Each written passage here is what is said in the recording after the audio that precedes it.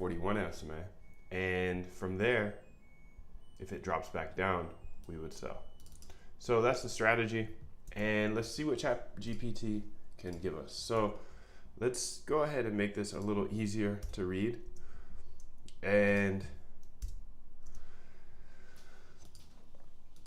let's go ahead and see what ChatGPT 3 can do from OpenAI. So with Python and CCXT, build a strategy that buys Bitcoin when the price is over the 20 SMA.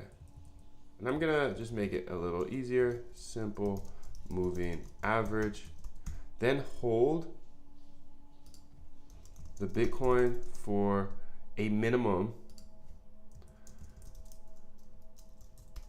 of 5 days. Then sell when the price drops under the 40 SMA.